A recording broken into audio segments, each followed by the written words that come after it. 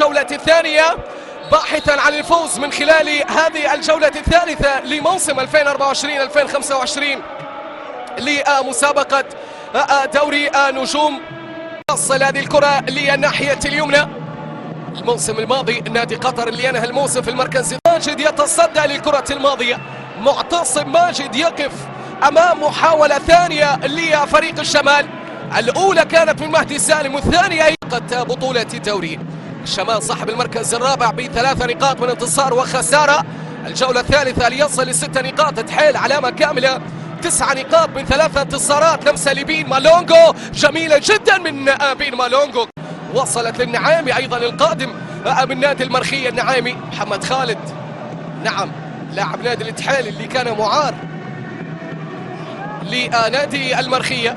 من مالونجو عملية ضغط لبن هند، تعبوني استعادة للكرة. الله على تمريرة طويلة بعيدة هذه الكرة على خافير مارتينيز. أحمد عبد القادر النجم المصري. لمسة من كارلينوس، تحرك من كارلينوس، لعبة لبين مالونجو أمام ماتياس ناني. القوة لبين مالونجو القائم الثاني. هنالك انتظار جاسم الجلابي لهذه الكرة. وصلت لجاسم للناحية اليمنى. ناصر بير يبحث عن عرضية، هي عرضية وأحمد عبد القادر. أحمد عبد القادر كان على الكرة الماضية التي لم تأتي بالمستوى المطلوب في آخر مباراة جمعت ما بين الفريقين في الموسم الماضي في بطولة الدوري. هي انتهت لنادي قطر.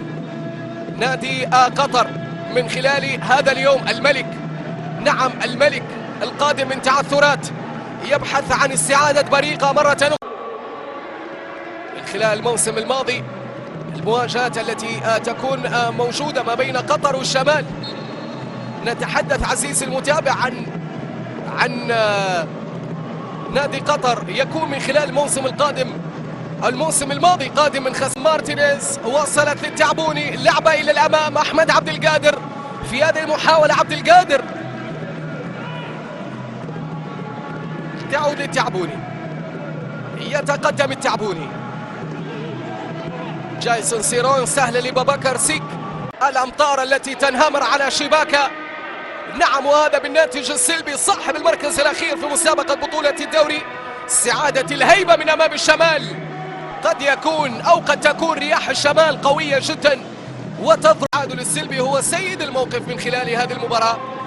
أحمد عبد القادر القادم من النادي الأهلي واللي عاش النجاحات واللي تعلن عن نهاية هذا الشوط الأول بالتعادل السلبي. 0 الشمال 0 نادي قطر. لا تذهبوا بعيدا، لنا عودة في مجريات الشوط الثاني. الكلمة والصورة تذهب للكابتن مشعل عبد الله والكابتن إبراهيم الغوث. الكاس أينما كنتم وأينما تواجدتم أسعد الله أوقاتكم بكل خير. عودة مجددا لمجريات هذا الشوط الثاني من أرضية ملعب الساد البيت. طبعا الشوط الأول انتهى بالتعادل السلبي وكما تحدث طبعا اعتماد على نفس التشكيل. لا يوجد أي تبديل لا في هذه القائمة ولا في ذيك القائمة، لا في قائمة الشمال ولا في قائمة نادي قطر. كرة إلى الأمام. أحمد عبد القادر في هذه المحاولة. البصمة الأولى تسجيل دخول من المصري، تسجيل دخول من القادم من النادي الأهلي. يضع تسجيل دخول في مرمى نادي الشمال. أحمد عبد القادر يسجل الهدف الأول. نعم اللاعب القادم من نادي البطولات ومن نادي الألقاب. نعم هو يريد أن يدخل في قلوب محبي الملك القطراوي من أول يوم ومن أول كرة ومن أوسع الأبواب. هو يريد دخول قلوب محبي نادي قطر. تسجيل الدخول من أحمد عبد القادر. الله على اللمسة من التعبوني والله على التحرك من أحمد عبد القادر. يسجل الهدف الأول. نعم جماهير الملك تبحث عن هكذا لاعب، عن هكذا اسم سوبر لأحمد عبد القادر النجم المصري الفرعون المصري. يضع تسجيل دخول وأول أهدافه في أول مباراة طبعا مباراة مصالحة الجماهير. خلينا نسميها مباراة مصالحة الجماهير مع انضمام أحمد عبد القادر. هي مباراة مصالحة الجماهير. الفرعون المصري القادم من نادي البطولات، القادم من نادي الألقاب، نعم إلى واحد من الأندية الكبيرة في دولة قطر ليمنح المقدمة هنا لفائدة نادي قطر. كرة عبرت لخارج أرضية الملعب، مرت لرمية جانبية الأمام للناحية اليسرى. أحمد عبد القادر النصر الأهلاوي في البيت القطراوي يبحث عن ثاني أهدافه، هو دور الصناعة، دور الصناعة، تسديدة جميل للملك. رائع نادي قطر في هذه المباراة، رائع نادي قطر في هذه المباراة. نعم، وبعيد الشمال عن الأداء في الشوط الثاني. بين مالونجو، كل محاولات نادي قطر على مرمى بكر سيك. تعبوني عند عبد القادر من الناحية اليسرى عند مالونجو. فضل عبد القادر، خطيرة من عبد القادر، أحمد عبد القادر، وإلى ركلة ركنية. حلو التحول الهجومي. لكن في القائم الأول بدر بانون، إبعاد من قبل دفاع الملك القطراوي. ما زالت هذه المحاولة مستمرة، هذه اللعبة من جديد داخل منطقة الجزاء، ومن ثم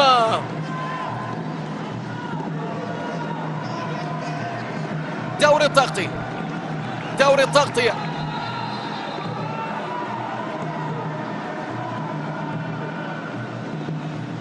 هذه كرة كارلينوس، وهذه كرة الجلابي من أمام محمد، أو من أمام أحمد عبد القادر.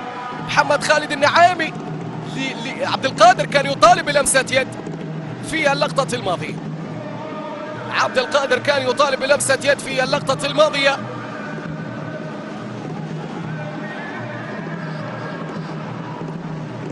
والحديث مع حكم الفيديو محمد أحمد العبيدلي بيده، ويكون المتسبب في ركلة جزاء لنادي قطر أيضا.